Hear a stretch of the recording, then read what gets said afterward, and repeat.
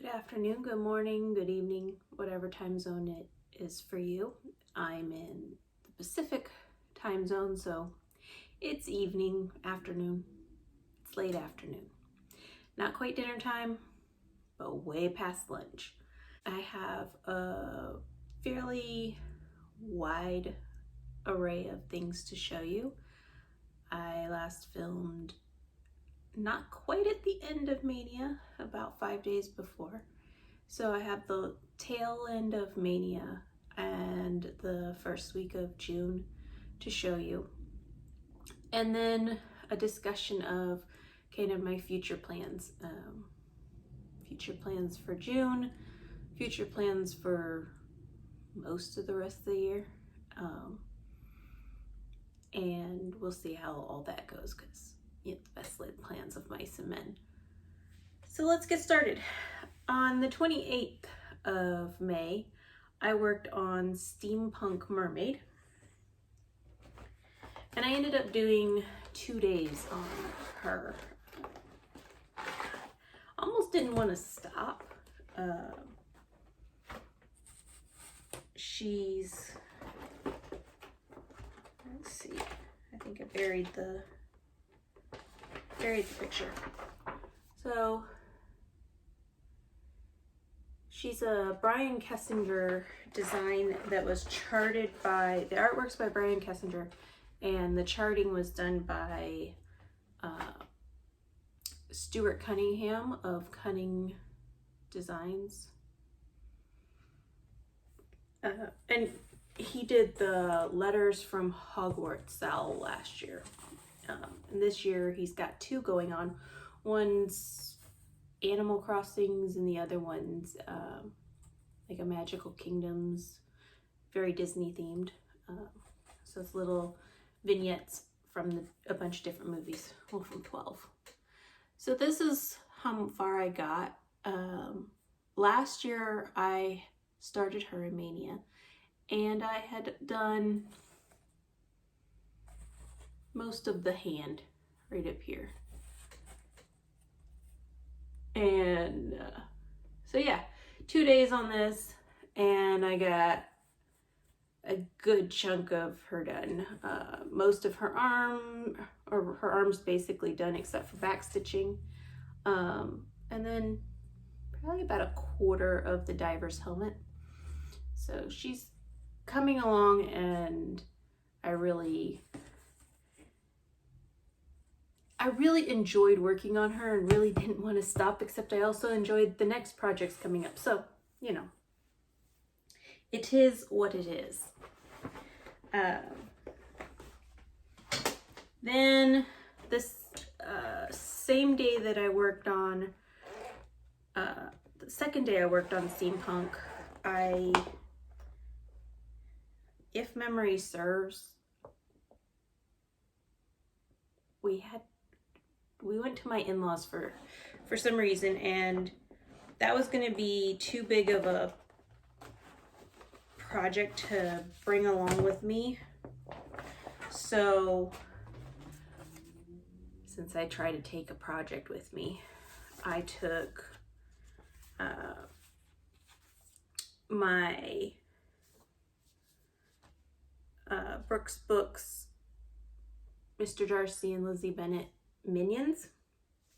Is there a better picture? Nope. And Mr. Darcy, I had, it helps to not put, Mr. Darcy, I had everything pretty much done except for the back stitching, of course, and a little bit of his pants. So I finished him almost. I discovered that the fully kitted kit that I thought I had wasn't fully kitted, because I'm missing the cry neck that goes around his lapels. I could use the gold cry neck, but I'm gonna wait and pick up the cry neck that it calls for. and see if there's anything I'm missing for Lizzie. So that didn't take me much time at all. Very quickly was finished with Mr. Darcy at the in-laws house. So I started Miss Lizzie and got the beginning of her dress and a decent chunk of her hat finished. So made a little more progress on her. I started the minions back in, I started Mr. Darcy the middle of May. It was one of my new starts for Maynia. So continued on with the two of them for the moment. And we'll see if I discover something I'm missing on Lizzie. I know I have a decent amount of substitution notes because I was having difficulty locating memory thread. And so there were some colors that were completely unavailable, and I substituted out colors I could find that were similar or that I liked better. Particularly for like the flowers. I think I went with a darker brown for her hair or a lighter brown for her hair. So that was the 29th. The 30th, I did a new start. And this is the center panel on the Letters from Mom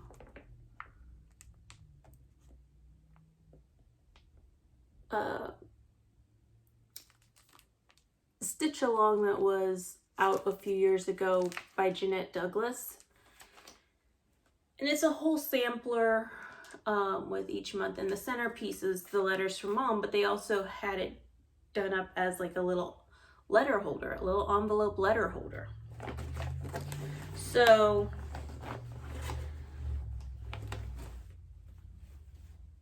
I started this. I do not have any plans to do the rest of the sampler. I may change my mind someday, but at the moment, I saw the envelope holder and just really loved it.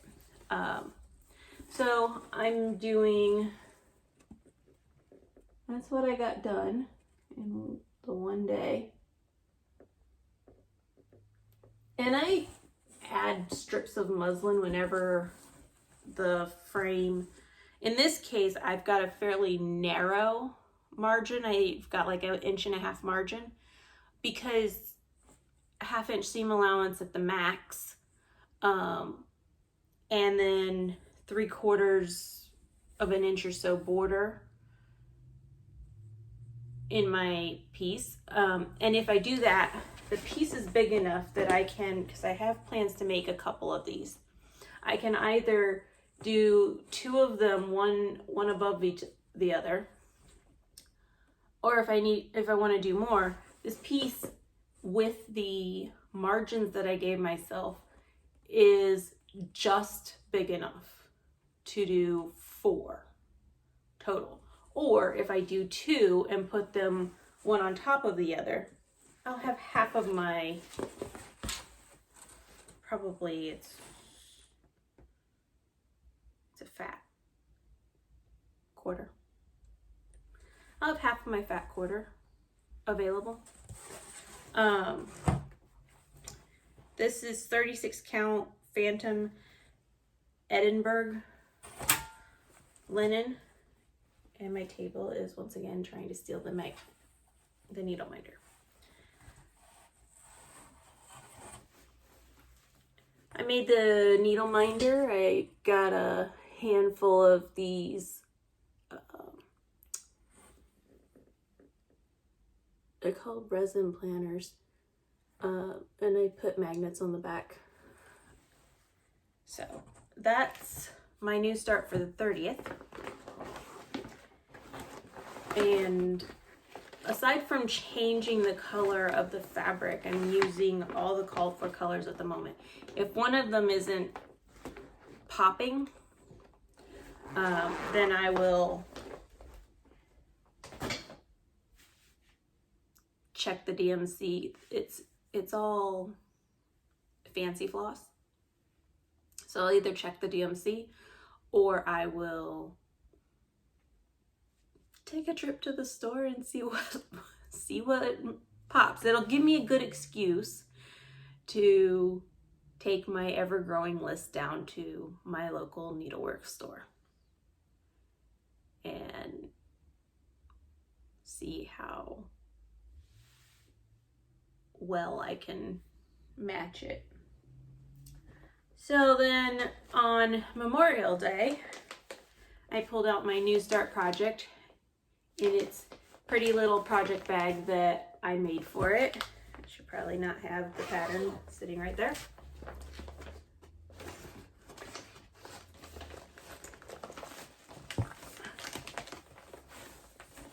So I made my project bag big enough to fit my 8x11 Q-snap with all the extra fabric. I mean, there's a good chunk of fabric all folded up in there, around all the edges. And then I have tossed in here all my fancy flosses and it's about half fancy floss, half DMC. I have the original pattern. It's Land That I Love by Teresa Kogut. So I have the original pattern. It's done, called for is Weeks Dye Work Tin Roof. And I'm using 32 count amber yellow Lugana. I don't know what the brand is. It's something I picked up on like a stash unloading type site. And all of that fits in here along with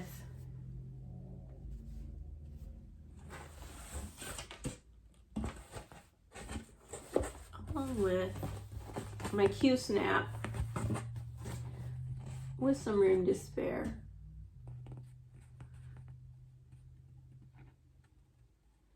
And that's one fairly long day. I think I started around 2 o'clock in the afternoon on Memorial Day and worked until somewhat late in the evening. I'm a little more of a night owl. And there is a color missing. There's a scrolly vine that connects the leaves to the flowers, and that's the one color I don't have. It's a fancy floss that I don't have, so I figure I can do everything else until I get to the store. But for being a new start, being a piece that I was unfamiliar with, it's stitching up insanely fast. I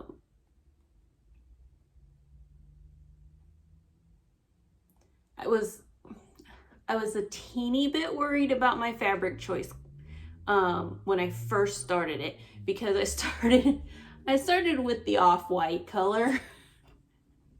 It's the first color on the top left. So I started with that color, and without the red in it, it just disappeared. You could see it, but not really. It was scarily like white on white. It was there. You could see it, but you had to get really close to see that it existed and even grasp the pattern. But as soon as I put the red in, it popped and became very visible, and something that I was like, okay, that works. So this is going very well, and I'm really enjoying it. And I like that it has its own little project bag that's themed to match and holds everything in, because I really like my little, so most of the time what I have them in is I have them in this. And this is great, except that you can't put a Q-snap in this. Not even the 8x11. And zip it up. I mean, I could put the Q-snap in with the 8-inch side going in and, you know, the length of it sticking out the top, but that doesn't keep all my supplies secure in the package. So these, as I build my little bit larger project bag collection, and stick some of my long-term projects into project bags, I'll use this for collecting the bits and bobs, and once the piece is started, I'll put it into a new project bag. So that brings us to June, and June's been primarily focused on Pirates Retreat, one of my 2 HAEDs. Wasn't an intentional decision. I pulled it out, and I have had a lot of it. It's even when I think I'm gonna set it aside, I go back to it. I may set it aside for half a day and then I go back to it. So it's one of those things where I'm really loving stitching on it, and I'm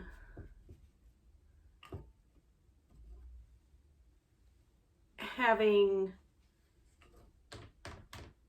enough of a desire to stitch on it that I'm just keeping with it. So this is where I've gotten to, and I'll put in the previous picture, but I've done a good chunk of work on here. I filled in this. It was partially done, but there were bits and bobs. I think it was to like right about there. There were bits and bobs missing, and so now you can actually see there's a little like ship's wheel and an anchor in there. It's like the start of the map or the edge of the map. The monkey, curiously enough, now that I've stitched him, he is like over the edge of the map. So those are his arms and that's his head, but that's map.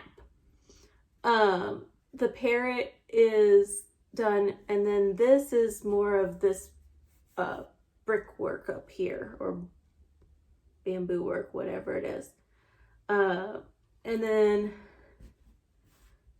started filling in. So what I'm doing is basically stitching a little bit cross country until I have to travel too far or I get down closer to the bottom. I do have a few threads down in here that aren't waste threads. They're actually, oh, you're tangled. They're actually parked threads. And I'm using Pattern Keeper. So these are marked, and once I get to the point where I have to move the frame, which will be forever and an age from now, although it'll be sooner than previous thought because I am trucking along. So he's coming along. I think I've put in something close to 3,000 or 4,000 stitches on him this week, or over the past week since the 1st of June. There's been a couple of days I've gotten 1,000 stitches in. I went from just over 5% to just past 7%. So roughly 2% in a week. That's kick-ass progress in my book, on a HAED. So, he may pop out a time or two. And then in Magical Stitches, this is my oldest whip. When I got back into cross stitch, what did I do? I proceeded to pick a HAED. And when I saw this, I thought of my husband and his love of pirates, and that's what happened. So I haven't talked about it, but I have 2 of these lap stands, and I just tilt that up when I'm actually working on it. I stitch two-handed, so I stitch with my right hand underneath and my left hand on top. But I usually leave whatever the focus piece is in one, and then I have a second one for any other projects that I'm working on. So then I mentioned before that I have a pen pal in England that we send little stitchy pieces to, and we'll do several pieces and then we'll send a package off. And so I'll insert, since I know that she's gotten them, I will insert a photo of my last package's little pieces. And then I did spend a little bit of time. I had a piece that I was working on, and I was super close to being done. Need to do a little fill-in work and some back stitching, and the little piece would be done. And so I had one day that that's all I stitched on. I stitched on that, finished it. Then I pulled out, because I try to pull out and kit up 3 or 4 designs ahead. And so since it was getting kind of late, I went ahead and started the next design in the bag. And that one went really fast.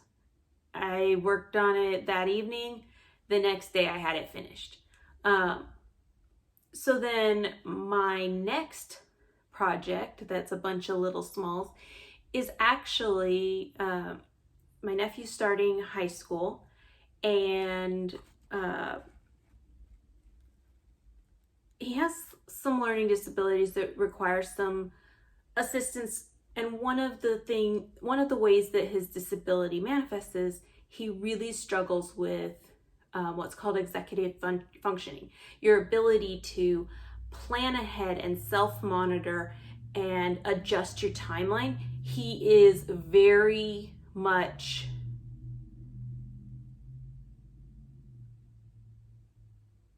if you give him a direction, he'll do the first step or two.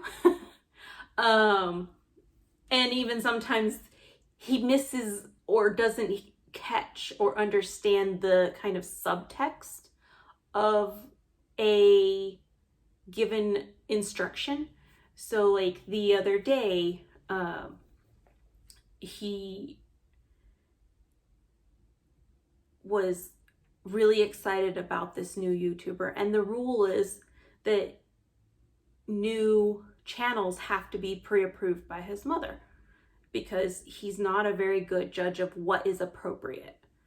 And has had has run into some issues where he's watching something that either has language that is not allowed in the house, or the commentary and the jokes are going over his head, and they are very inappropriate. And unfortunately, since he's not very good with filter, and if he doesn't understand the subtext or the double entendre in something, he'll say it and then he gets in trouble. So my sister is allowing him to stretch his wings with guidance. And so, you know, we're working from her house, and she's, you know, working, and he's like all excited. Hey, you know, I watched this new guy, and she's like, I haven't approved that one. Send me the link. And so he starts trying to tell her about it, which meant that, and she was getting, you know, kind of like, dude, I don't have time to, you know, I'm trying to work here. I appreciate you're excited about this person. I'm trying to work here. I need to concentrate. And I finally turned to him and I said, you know, your mom gave you a very clear instruction on how to get this approved. What did she tell you to do? Well, she said she needs to approve it. I said, yes. What was she specifically tell you to do? To send it to her? Well, what does that mean? I don't know. I'm like, can you send her the link via email? Yes. Do you know how to attach a link to, you know, put the URL link in an email? Yes. Okay, do that. But I had to back him up and help him process the subtext of how to accomplish her direction so that she can, when she's available, after work most likely, review this video and approve or disapprove it. And that's the disability that, you know, ways that his disability manifests. You have to back up. You have to sometimes give him a handful of steps, but check in and see if he's actually retained all those steps and done them in the correct order. We stretch him, we push him. We were like, okay, you were able to hold 2 different steps in a row and 2 different commands. Now we're going to give you 3. And we'll make him repeat it back to us, but even that doesn't always click or gel or stay. So being that he's going into high school, we're trying to get him out of the half and half special day class setting into completely mainstream with support, with the assistive technology that he needs, with, you know, a check-in aid or somebody to help him remember and be basically an accountability person is really what it is. But, you know, because some of his difficulties are in social interactions, having an adult who knows him well with him or nearby at all times allows him to try to make those friends. But if a situation's getting out of hand because he's not recognizing the cues, they can then come alongside him and give him a signal, or, you know, interject a question that maybe makes everybody pause, but at the very least allows him to maybe catch on, because it's a prearranged signal that you need to stop and you need to ask me what's going on because you're missing something. So, you know, give him those supports, but also because you know, in high school, you have a lot more assignments, a lot more things going on. I found a bulletin board, a push pin board. And so I talked to him and he was really excited about the idea of a banner with his name. So This is my Million Smalls project. I've started one of the letters, and he chose a design that's got a Japanese theme. So it's got, this one is the letter C and has a couple of fans, but they've got like the pagoda temples and koi fish and cherry blossom flowers, and I think paper crane. And they did the letters all in black, but I asked him and he said his favorite colors were red and black. And when I looked at the skein of DMC 115, I think it is, online it looked like it might be dark enough to be variegated into red into black. I don't know why it looked black to me. It's really, really dark red. And then I just, I went ahead and did a loop start on it, which kind of blends the variegation together even more. Since it didn't have that distinctive black, I just went with using it as a dark red. But then some of the sections that have a little more lighter shading will, peek through a little bit. I'm gonna try the next letter, the single X across, and because this I did, I completely threw out all the rules of variegation. I did a loop start. I did stitching it all the way across before coming back. And I did this in an evening, couple hours. It is really fast. So even though his name's 9 letters long, do that. And then he really loves his dog and really loves wolves. And so in my magazines, I found there were some smalls that one was a wolf, or it might have been a white fox, but he said that was satisfactory as a wolf. I showed it to him and he was like, yep, that works. Okay. And then the other one is German Shepherd. They had several different breeds, and his German Shepherd got something else in him. But he's mostly black with a little bit of tan on him. And he's got one floppy ear. So one ear sticks mostly up. It'll curl. And the other one is totally floppy. So I'm going to take a look at some of the other dogs and see if maybe I can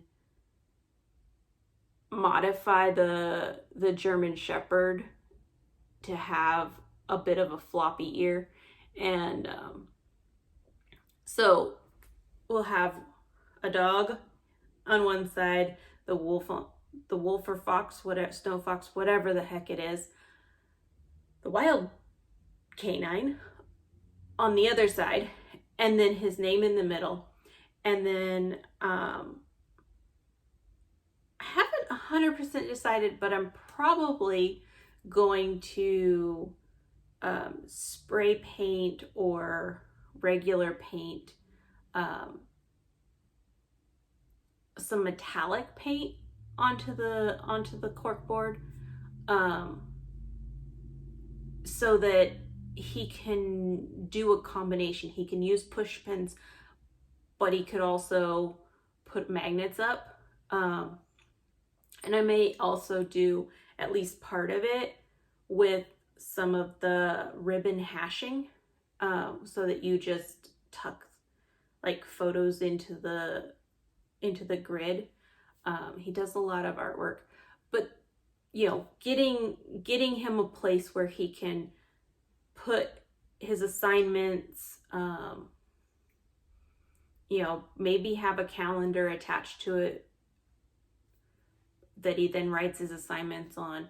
However he needs to organize it, and I'm sure my sister will work with him on, okay, this is how school's set up.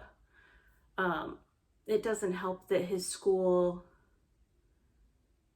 about halfway through, no, 3/4 of the way through the year, they switched from standard schedules to a block schedule.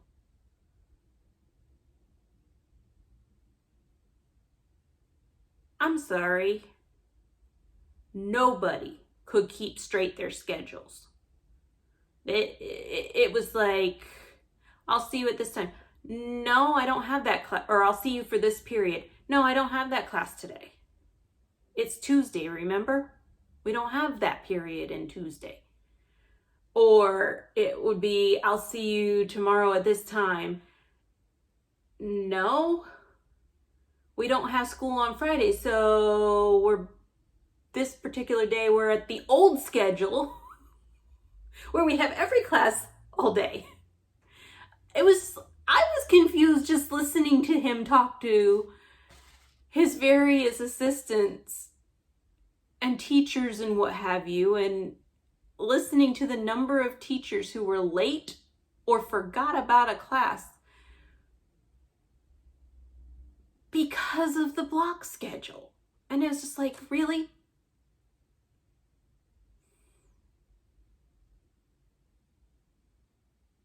Second week of April through the 1st of June, you have to go and change everybody's schedule around. This makes no bloody sense. But then again, that's our school district. They don't make sense to us. Gotta love them. Love some of the teachers. Administration doesn't make sense. Whoever's making these blanket decisions doesn't make sense. Their logic escapes me, and I'm a pretty logical person. So that's my stitching. The bulk of June's was on Pirates Retreat. I did want to show you real quick. I have a variety of floss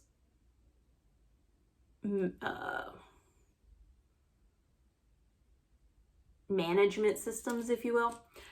The one constant is that I cut my skeins into 8ths. So I take the ends off and I hold one end and I just unroll the skein, find the other end, put them together, fold it in half, grab that end, fold it in half again, until I am cutting and have 8 strings. And then I actually, because of where I've cut them, they're already folded in half, so I take it down to the loop and feed them through and catch them with a loop. Doing that, I can take this, I'll do a bit brighter color. I can take this strand and with my needle just pick one up, pull it out, and as long as, if it for some bizarre reason decides to like crinkle up, as long as I pull it out straight, which is just like starting at the top and running my fingers down, it works.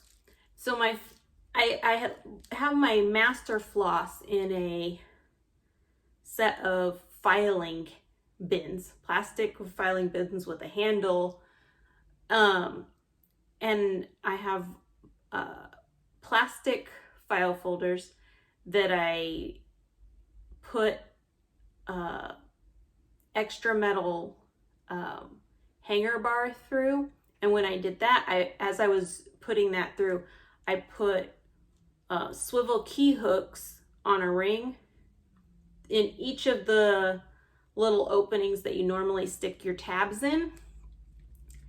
And so then each of those is a color number. I can lift up the hook, pull one off, or put one back on. And so that's my main master filing system, is everything's in those 4 bins 5 if you count my overdyes and specialty threads.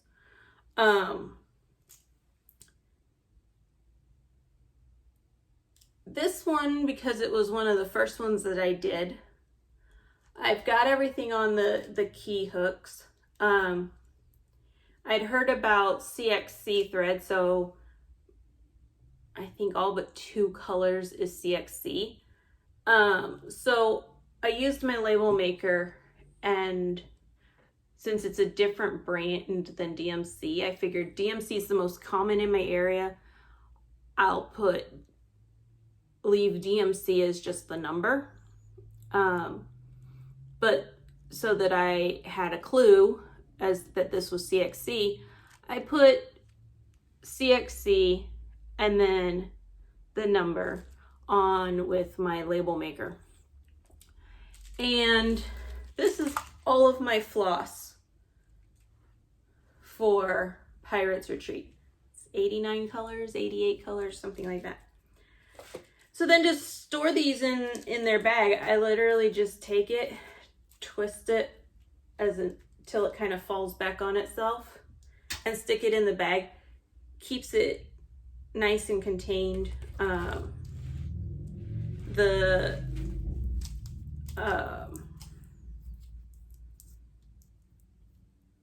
When I pull it out, I don't immediately pull out both, because I am stitching kind of cross country.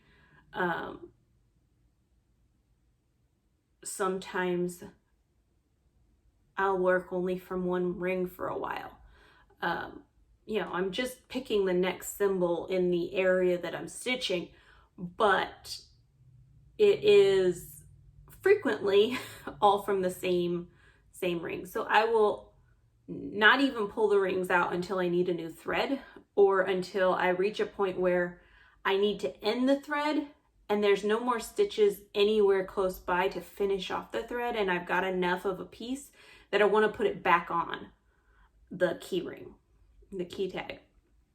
And so if the key tag, or if I need to put the string back on, then I'll pull that particular hank of threads out.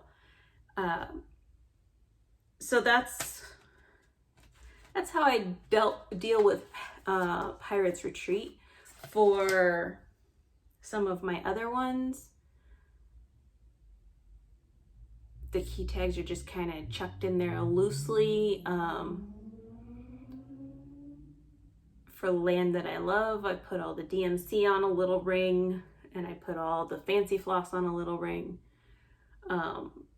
So if it's a fancy floss, I pull out one ring. If it's a DMC color, I pull out the other ring.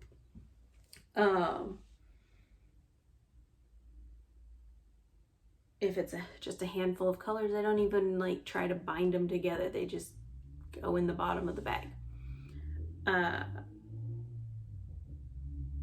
Other larger kits, I have used project cards and written the numbers on, and then put the first skein through the holes on the project card. So I have project cards that have 15 holes, and I have project cards that have 20. So 15 to 20 colors on a card. And those, I just take the colors and brush them all nice and flat and grab the tail and then wrap it around the card. I don't think I have any. You know what? I do. We'll go into kind of June plans.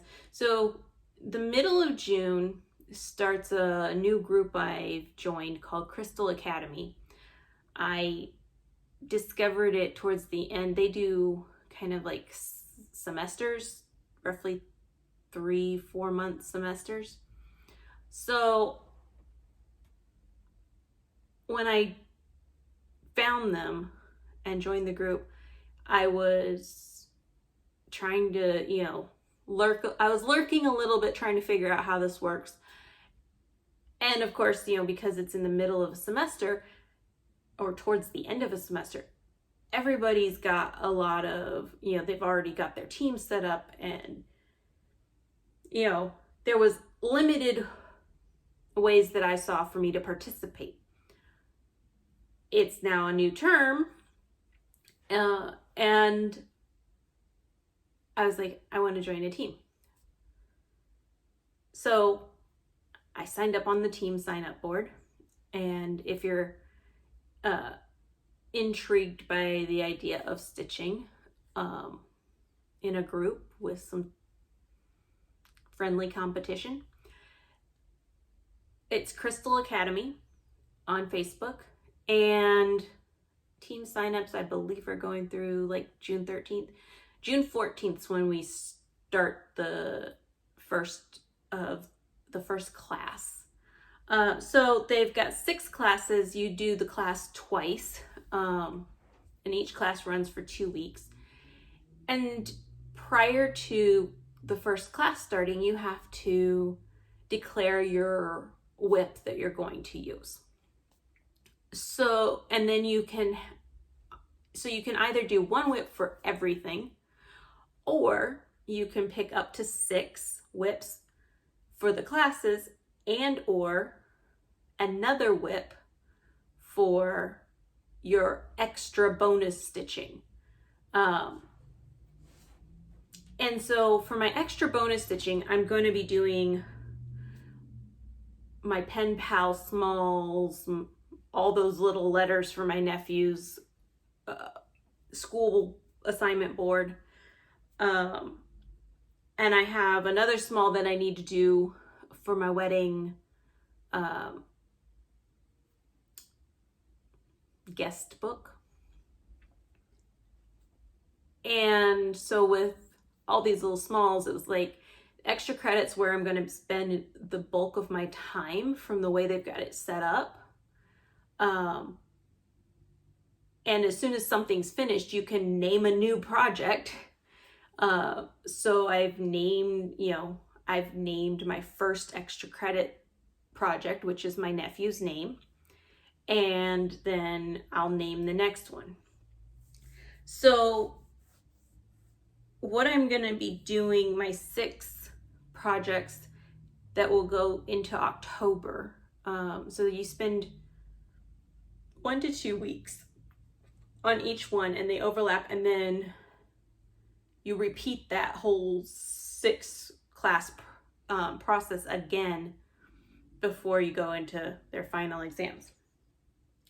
I'm going to be doing letters from mom. So I'll be,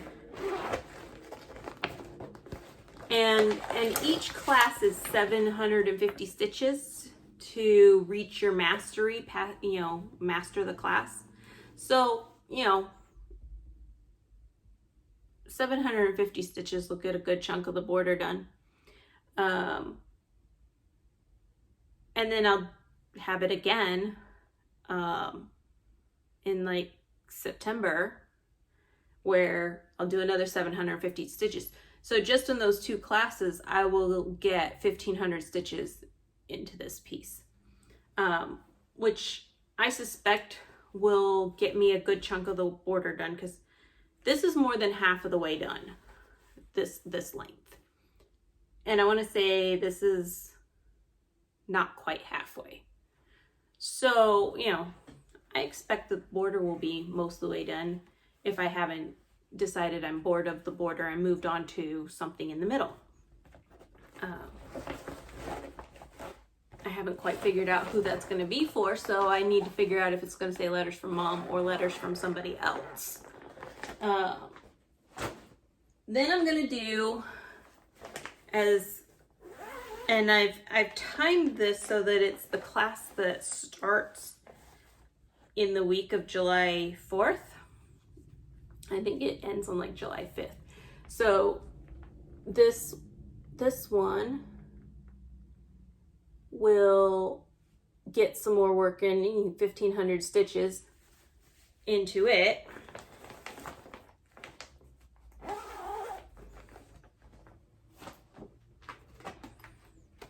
And then this one you saw back in the earlier part of Maynia, but I want to get some more work on it. And we'll be, by the time we end the class, or end the semester, we'll be getting very close to Christmas. So my Dimensions winter ornaments and 1,500 stitches, I doubt will finish that first one, but you never know. Maybe there'll be some like special event type thing where the prompt is something that this works for, and I'll get some extra work into it. So that's the third one.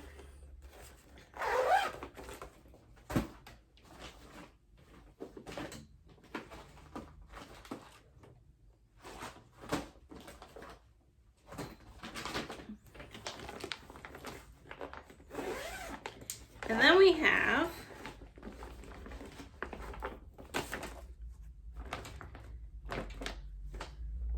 also butted up against the July 4th week. I think it starts on July 5th. And this one I intentionally placed so that it's really close to July 4th, and it also overlaps 9/11. And that's my Lady of the Flag. So, you know, 1,500 stitches. I might finish that banner down there. But, you know, get some more progress on her. And maybe at some point I'll start working my way up from the middle instead of down from the middle. And that's a piece of fabric that I dyed. And I really like the way it turned out. It came out nice.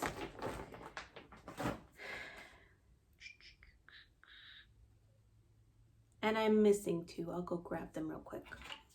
I forgot to mention one other plan. Let's see if I can cut this and edit it in.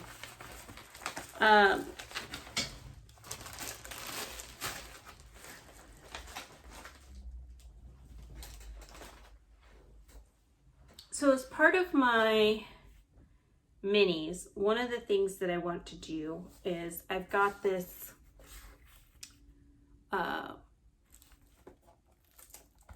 book for a guest book. And yes, I could put a picture in here. I'm not gonna leave it brown. I'm gonna basically take off the ribbon and so it's just the binding, just the cardboard piece, and give it a spray of the dark forest green that's that's the dominant wedding color. But because I can, and I have a lot of extra floss, I measured it, and if I do it in 40 to 46 count, I can take this heart and stitch it over two, because it has to be stitched over two. There's 1,000,000 quarter stitches in that heart. But by doing it, this is 28 count. So that's the 28 count size. By doing it on, I think I figured out that 40 gave me a little bit of wiggle room and 46 gave me a lot of wiggle room. And I have both, so it's not a big deal. But I'm gonna stitch that small and put it in here so that it ties in with the wedding sampler. And then I need to get this trimmed down and pinned to foam core so that I can get a frame for it, and it'll be able to be displayed at the second wedding. So we've already got married. My mom was scheduled to already to come out, and her getting time off of work is a difficult, convoluted process. you pretty much have to have bereavement leave to not get time off in the normal rotation. And it's not just, oh, ask for time off. It's like 9 months in advance, ask for time off. And if people who have more years than you, or seniority as it's called, don't want that week or 2 weeks or 3 weeks, you can have it. So she had to go through the rotation of all of this, and then the venue said, sorry, we can't have it in April, we need to postpone it, or you can cancel. And it was like, well, Mom getting time off again is going to be challenging. So we went ahead and just got married. Had it in my brother-in-law's backyard. It was just immediate family, and it was very lovely. But that meant we still had our big celebration to do. So that's in August. But I finished the sampler. It's, you know, it needs to be displayed. I have no idea if I was recording any of that haul. So we're going to do a quick recap. And then I'll see when I edit it. My phone went black and I thought I had killed the battery. Nope. Okay, so I got from Stash Unloadings, I got 2 of these necklaces. And they are thread cutter necklaces. They're very cute. But you just, you know, stick the thread over one of the slots and cut it. I got 2. One's going into my work kit. And when I'm working, I basically have my kit prepped. I need to pull it out soon, and because I think work starts, the first show starts in August. That particular show, when they closed, the crew got letters saying that if the show reopened, they would be rehired. So I don't think I'll work that show. I wasn't on that crew. But if that show's opening in August, there's gonna be more announcements of shows coming. So I need to go through, in the next month or so, I need to go through my kit and verify that it's been refurbished. So my normal practice is, once a show's done, I recheck my kit, stock anything that's run out. So if I, for some reason, used 1 million safety pins on a show, I had put more safety pins on my apron. If I'm running low on thread, or I've lost my needles, I'll put needles in there. Check the batteries in my lights. This point, I'll probably need to add sanitizer, you know, like a little hand sanitizer. That's the one thing we haven't received yet, is what are the employer protocols going to be for us. If they want us to wash our aprons every night, there's going to be murder and mayhem. I can't think of a single person who has enough aprons to be able to do that. You know, plus, yeah, I could sanitize, but you're getting home at 12:30 at night. You may have to turn around and be back at work by 10 or 11. That's not enough time to do laundry, sanitize your equipment that can't be washed. How the hell you sanitize thread, I have no idea. These are the thoughts that I contemplate. Because employers don't think of these things. They don't know what goes into our work. I once burnt myself from a steamer, because those things spit every so often. Did the guy I had to report that I needed burn cream to have a clue why I would have gotten burned? Nope. He asked me how I got burned, why I was getting burned, and I looked at him and I said, steamers occasionally spit water. My hand just happened to be in the wrong place. Can I get the burn cream so I can go back? I didn't get a little snippy. Fortunately, they like me.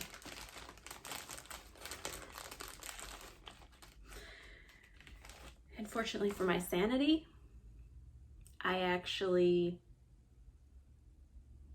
do really well when I'm not bored. Live theater keeps the boredom at bay.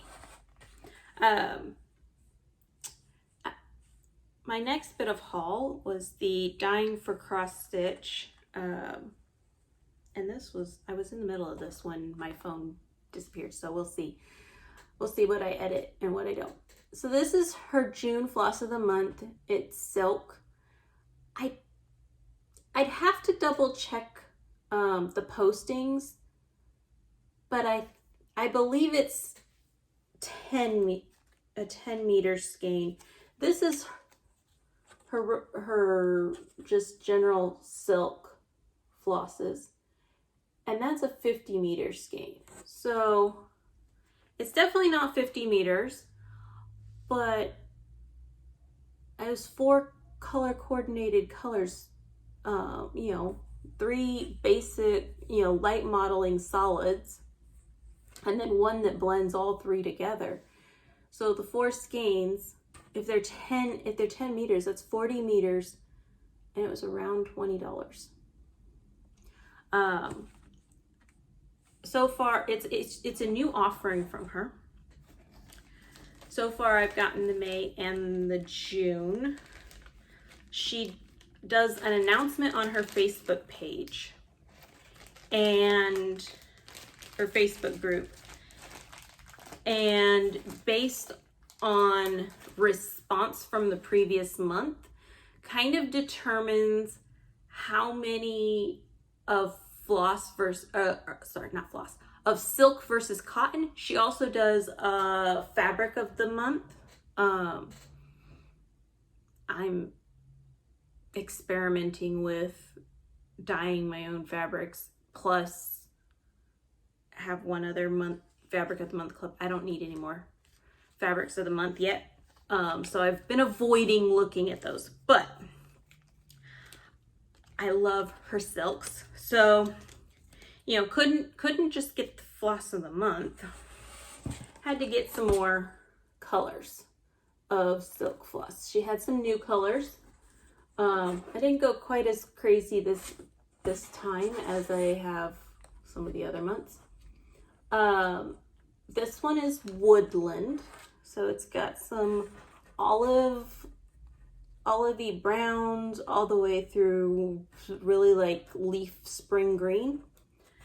Then we've got autumn, which is got purples and not even purple, it's more of a mauvey pink, down to a golden yellow.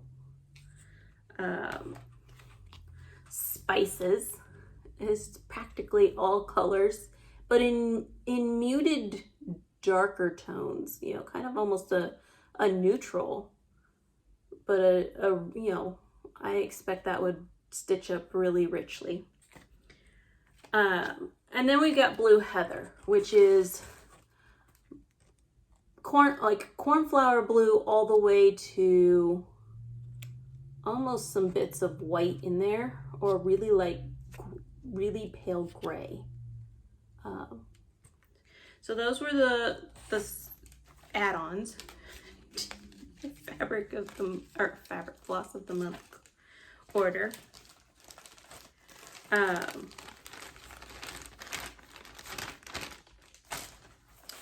And then on stash unloading, this one, yes, I came across somebody's album who was selling some patriotic patterns, and I don't have enough of those yet. So I got Rosewood Manor's Grand Old Flag.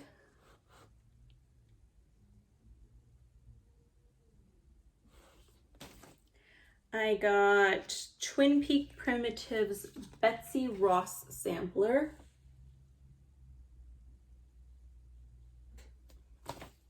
I got Mill Hill Glory and Honor. And if you couldn't tell from the bag for Land That I Love, I really like eagles and flags and yeah. Then I got Christmas in the Village by Stony Creek. So it's got a stocking, it's got the coaster around, it's got the village church. That's actually, I think, the back, but the front's no different. Yeah, it's the three. Silent Night Church, Santa Plate 2012, Christmas Village stocking. So it has those three. Then I got Sue Hillis Designs, Home for the Picnic. Oh my stars, up and away. Includes a correction to a truck. And it looks like there's several more in the series.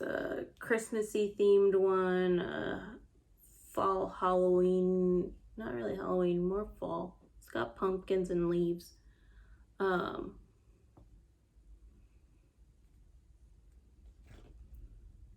And then in trucks, she's got Bringing Home the Tree and Hello Halloween and Hello Autumn. So if you like trucks and seasonal themes. Then I got from Silver Creek Samplers.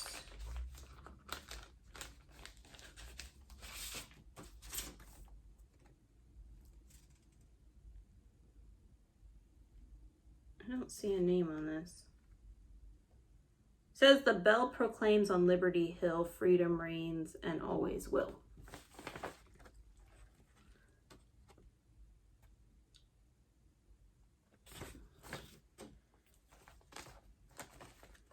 If I was naming it, I'd probably call it Freedom Reigns. Short, sweet, and part of the design. And then last, I got from Heart and Hand, the Patriotic Tiny Town. I've been really wanting to do a drum. I don't know why that was so hard to think of.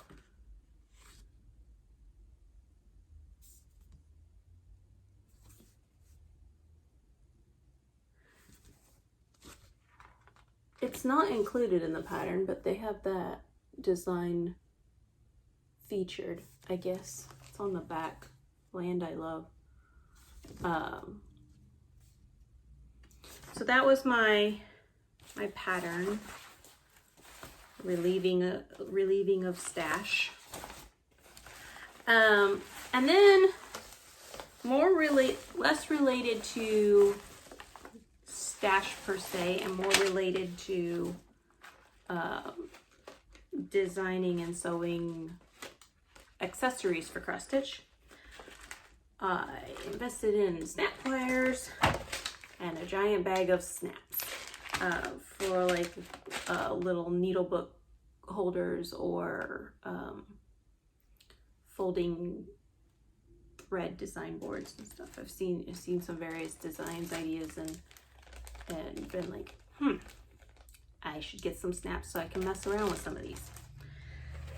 So that brings us to some of the, so I've been messing around with project bags, and I have this one. So this is the back, is this material. And then I've got this for the lining and the front zipper. And it's so close, it's kind of silly. I just need to take and stack it all up and roll the edges over to make the bias tape binding and stitch it down. And then it will be ready to be used for its Harry Potter project that I have. And then I have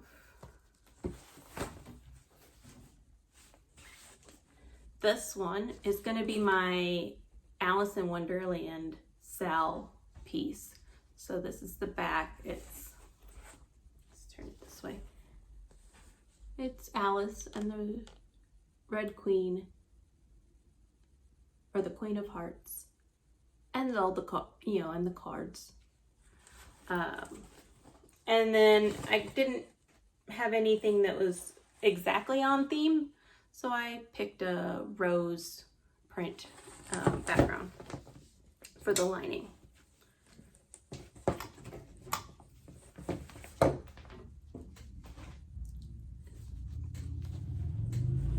Then for some of my other pieces that are a little more patriotic themed, I picked this. So it's got the patriotic theme typography, and then it's Snoopy and Charlie Brown playing the piano with a flag. I like Charlie Brown. Not, less than 2 hours away, we have a Charles Schulz museum because he lived in the area, and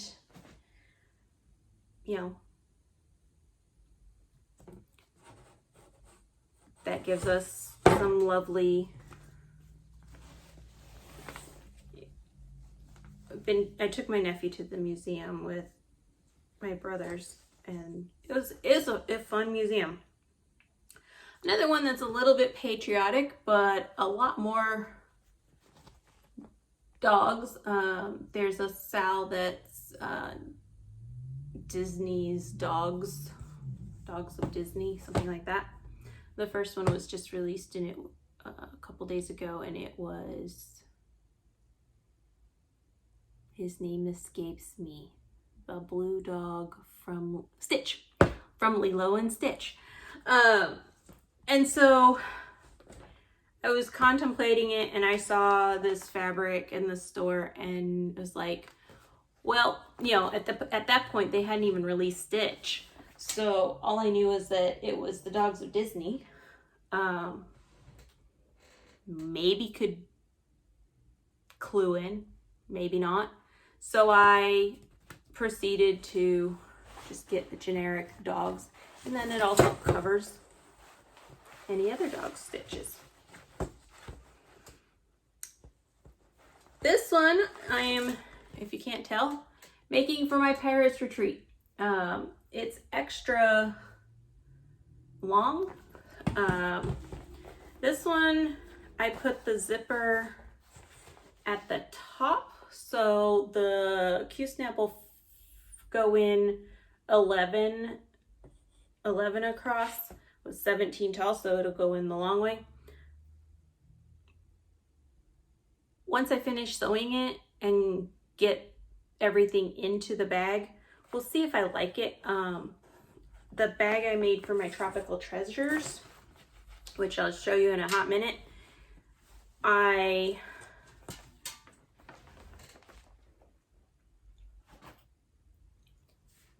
did the zipper the long way. I have a feeling that that one with the zipper on the short end is going to be a pain in the butt, because everything's going to want to go to the bottom, and then you're going to have to dig down. And it's 22 inches long. So I have a feeling that if I'm having to fish stuff out of the bottom and it's not so easy, that's not a good 100% of a good design idea, but that was initially the way I cut it, so I went with it. And then because I was having second thoughts about it, I did the Tropical Treasures one the other direction. So Tropical Treasures one goes this direction, so the zipper goes the long way. Instead of Pirates, it goes this way. And let's open this all up. So this is my Tropical Treasures.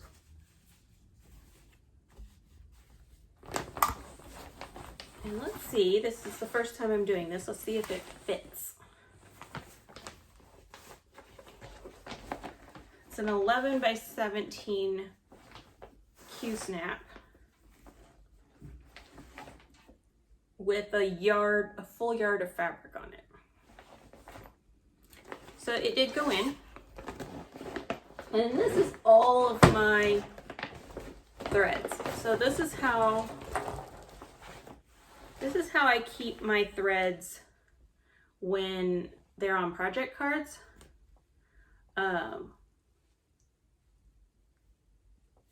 And then, so I've got all the numbers, and I have the cards numbered as well. So like this is card number 3, helps me if I'm not sure, like they're all in numerical order, but if I'm having trouble finding a number and it's like, okay, well, it's not on this card, but it's really close to this number, at least I know what card number it is. So I just hold the card and grab the tail and just wrap it around, and it keeps them reasonably tidy. Now, I got the expanded version, so I have a bajillion of these. That's 3, 6, 9. So I have 9 project cards with floss. Sorry, 10. There was one still in the bag. And then I have a handful of colors that 1 or 2 skeins was not the amount, it was a lot more. So instead of the skeins being on the project card, all of the skeins being on the project cards, I put the first like 2 on the project card, and then the rest of the skeins for particularly to keep the die lot straight are in this baggie. And then I have my little page that has, what is up, stapled together. And this was my list of all the colors. That's all I've got printed. Everything else is on Project Keeper.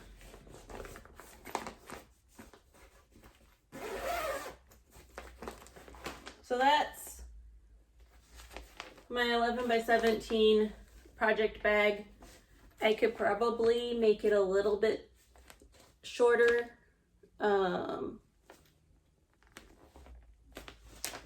Yeah, it could go a little shorter, but it comfortably fits a 11 by 17 Q-snap with fabric, a full yard of fabric on it, and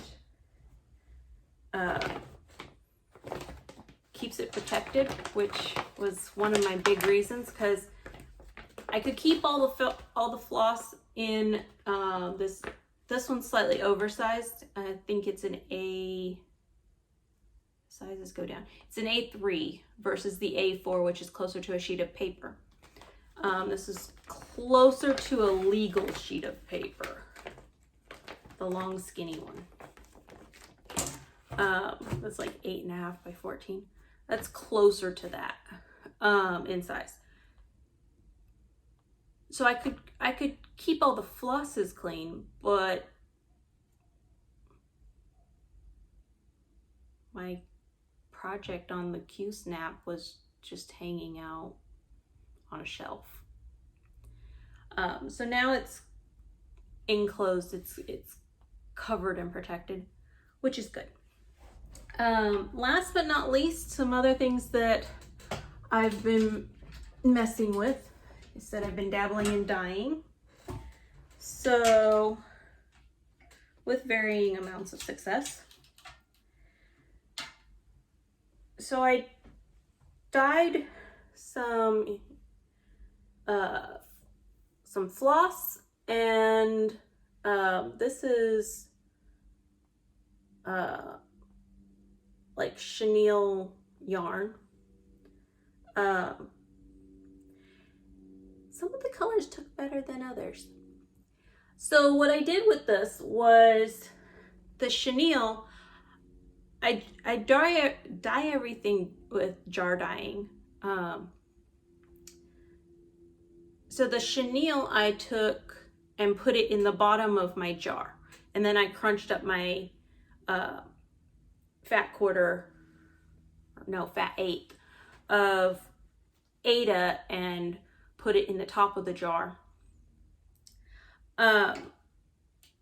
So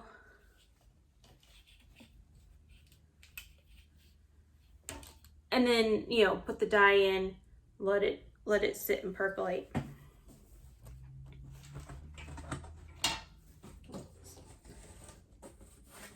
So this one is like a mint green. And the chenille that was in the same bin came out that pale.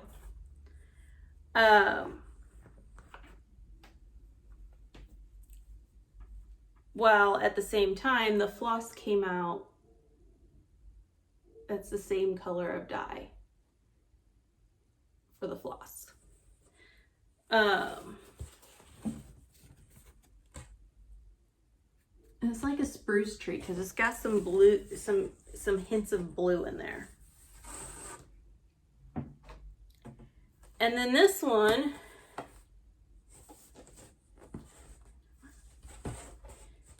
is like a steel blue. It's a gray blue.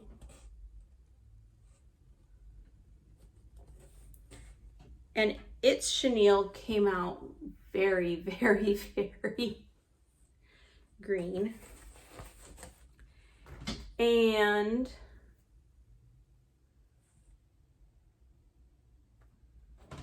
yeah.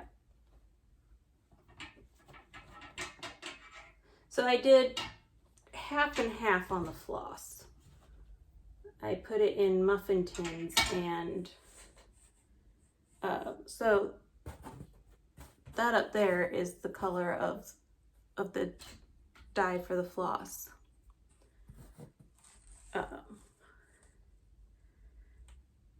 And my only complaint on the floss is some sections seem more white than others, so I didn't get a uniform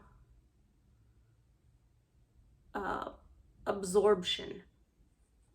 I don't know why.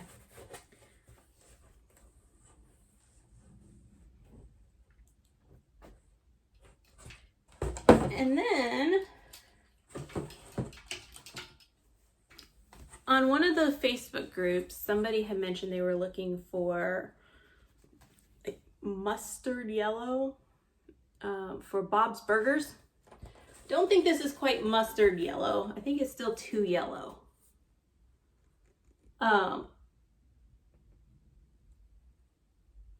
But I really like it. And for this one, I actually do like the chenille. The chenille came out really, there it looks kind of off-white, but it's really pale yellow. And behave. And the floss did really nicely. You know, still had the same problem of looking like it didn't absorb everything, but really pretty. This one is Tangerine Tango. It has a little bit of red in it. I did a similar blending and did, because it's like orange, yellow, and red to blend it together. I was going for kind of a sunset-y, I don't know, red sky type color. And I'm thinking I'll probably go back in with like a spatter brush or a paint brush or something and maybe add some yellows. I don't know. But for a single base color, this blend of colors worked really well. And I just mix them up in a jar. So this one was equal parts of the color, 3 colors. The first time I tried it, it came out really orange versus red. Like you couldn't tell there was red in it. And that one had double the orange, I think. It was like 1 part, and 2 parts. This is the floss. Come on, behave. The floss came out really nice, fairly true. Behave. Chenille, on the other hand, came out very pink. I think it pulled from the red that's in the dye batch.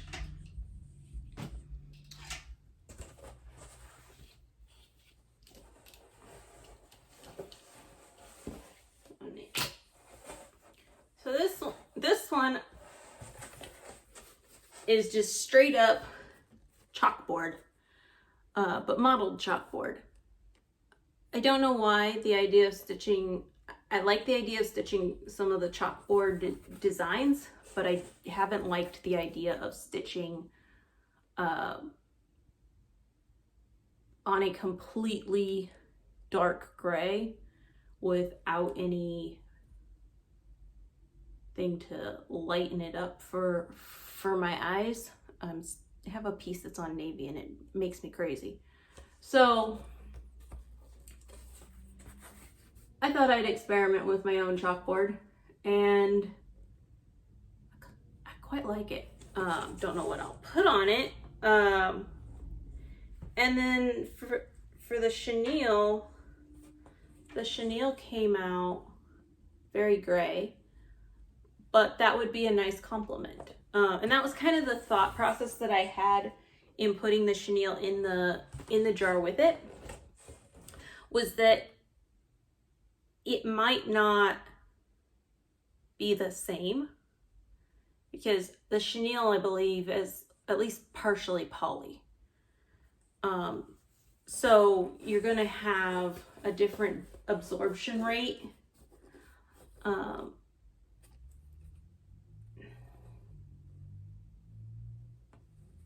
This one is just straight up emerald green.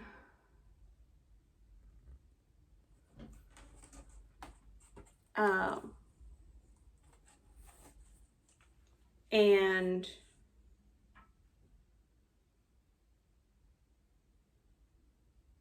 you know, I don't remember which one of these chenilles it was. It might have been this one, which didn't take at all. There's little bits. Yeah, that's the green.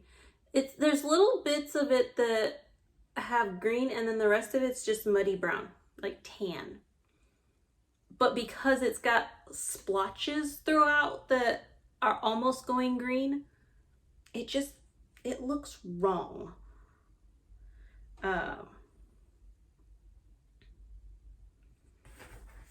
So that's emerald green.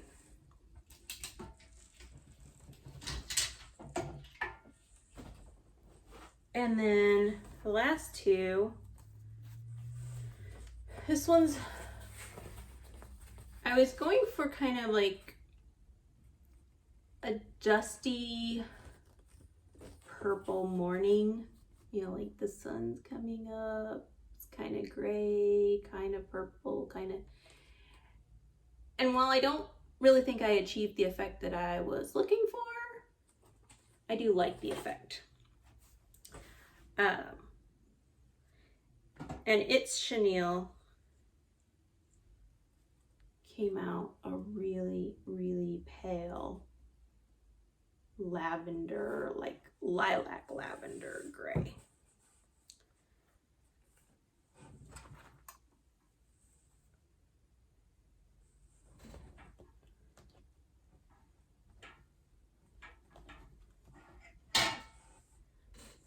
Of all the floss dyes, I think this one is the one that dyed the least well. But I mean, I put the charcoal on the other end, and it really, it's really amazing how well they go together, the purple and the gray. And then last, my Island Blue.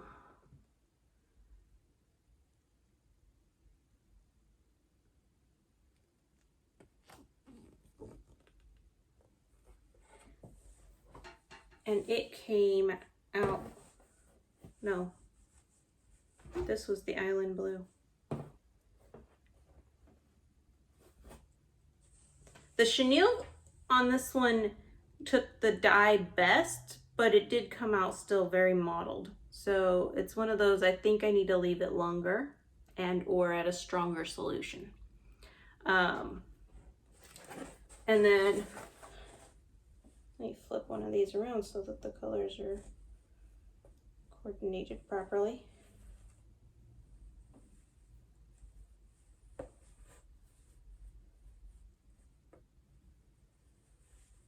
There we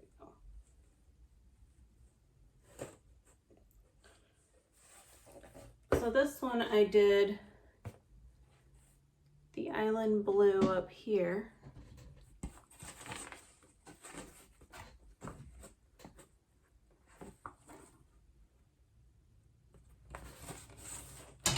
Like the way that my hardest part's going to be figuring out how to photograph these so that the color comes through. I don't know if the color comes through better on this side. It's just going to be interesting. So I did that one with, I have to check my notes. As far as the thread goes, yeah. So I have the steel blue, and then I paired the other side with the Island Blue and the spruce green.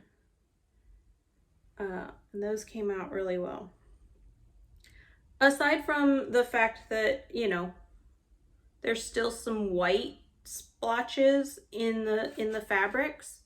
So I still need to play with my floss.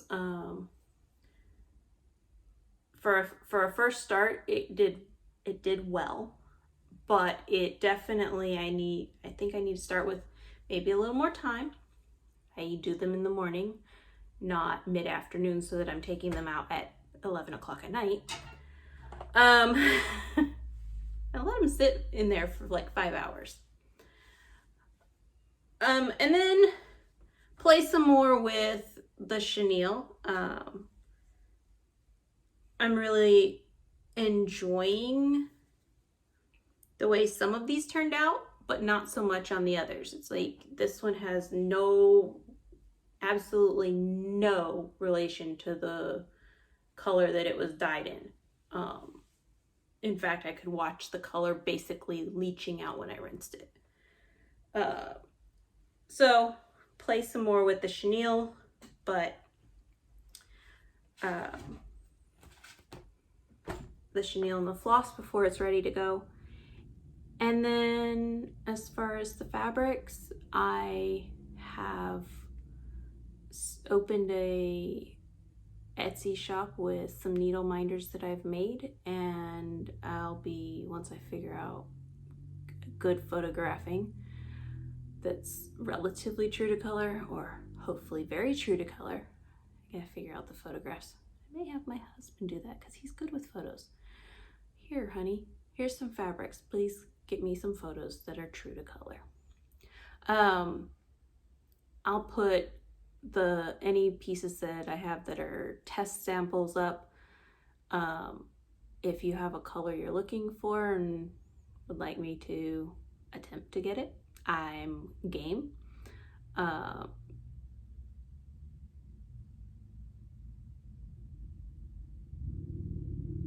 Project bags, I'm tweaking a couple more things, and then I'll be putting project bags on the Etsy shop.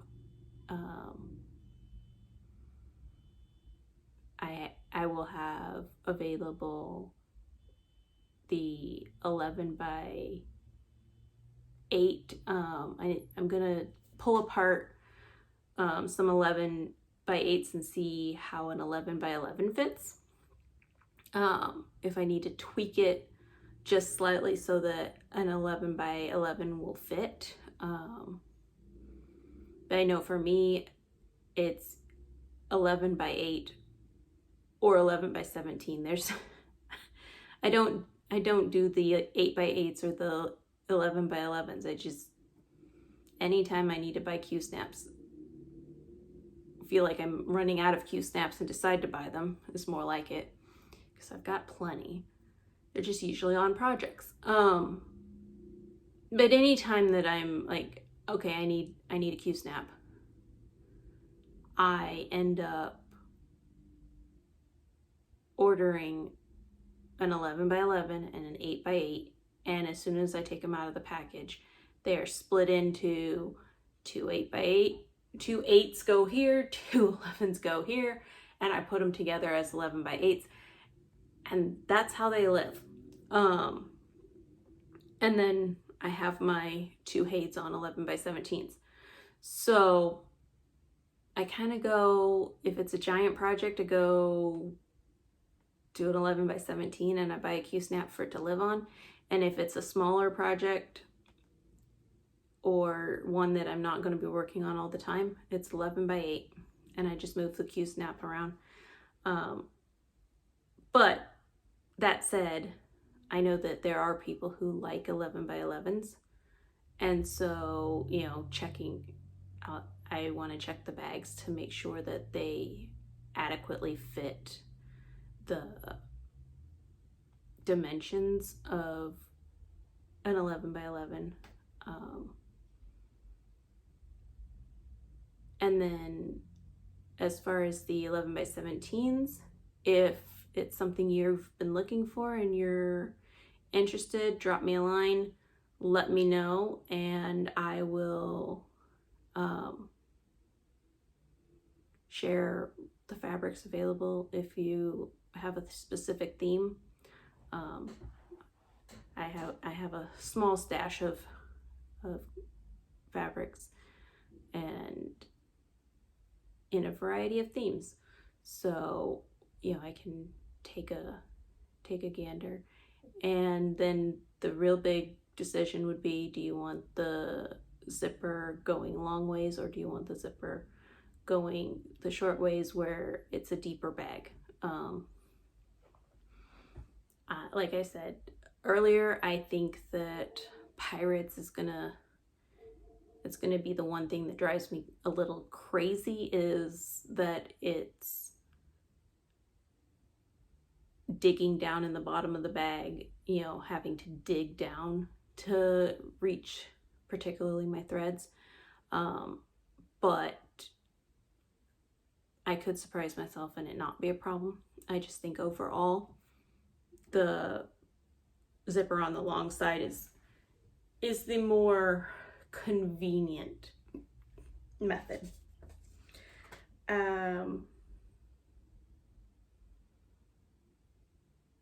If you have any questions or have any ideas of things that you want done, let me know.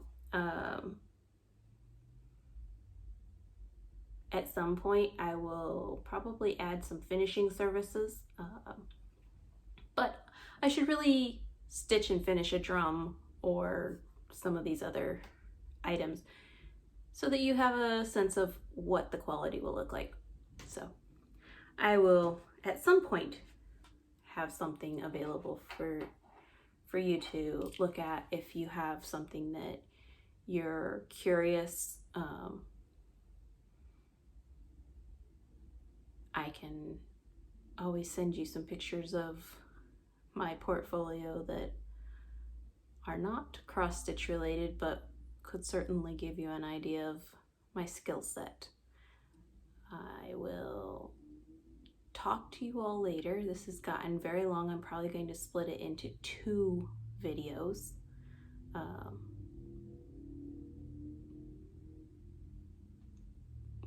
I will be back in a couple weeks, or sooner if I get a bunch of stuff stacked up, but every 2 weeks seems to be working as a schedule. See you soon.